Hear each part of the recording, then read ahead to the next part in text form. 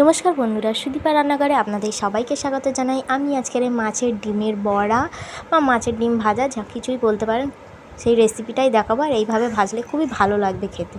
তো প্রথমে মাছের ডিম নিয়ে নিয়েছি, এখানে কিছু কুচো পেঁয়াজ, একটু কুচোনো লঙ্কা দিয়ে দিচ্ছি, সামান্য রসুন আর আদা গ্রেট করে দিয়েছি, আপনারা বেটেও দিতে পারেন, আমি গ্রেট করে দিয়েছি।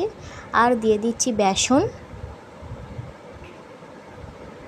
আমি এখানে পরিমাণ মতো বেসন দিয়েছি। আর দিয়ে দেবো স্বাদ মতো লবণ, আমি এখানে বড় চামচের 2-3 চামচের মতো বেসন দিয়ে দিয়েছি। আর দিয়ে দিচ্ছি হলুদ গুঁড়ো আর দিচ্ছি সামান্য লঙ্কা গুঁড়ো, দিয়ে ভালো করে হাত দিয়ে মিশিয়ে নিচ্ছি। ভালো করে মাখিয়ে নেবো সমস্ত উপকরণগুলো।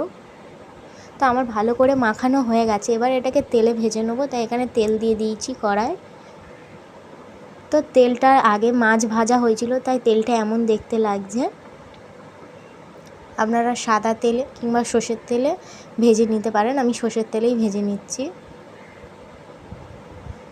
তো আমি এপিট ওপিট করে 2 পিঠ ভেজে নিয়েছি। তো আমার ভালো করে ভাজার পর এরকম হয়েছে, আর খেতে দারুণ হয়েছে। আপনারা অবশ্যই ঘরে ট্রাই করবেন, খুব ভালো লাগবে। আর রেসিপি ভালো লাগলে লাইক কমেন্ট শেয়ার করে চ্যানেলটাকে সাবস্ক্রাইব করে পাশের বেল আইকন বাটনটা প্রেস করে দেবেন। আর এইভাবে রেসিপিটা করবেন, দেখবেন ভিতর থেকে খুব সুন্দর সফট হয় আর বাইরে থেকে মুচমুচে।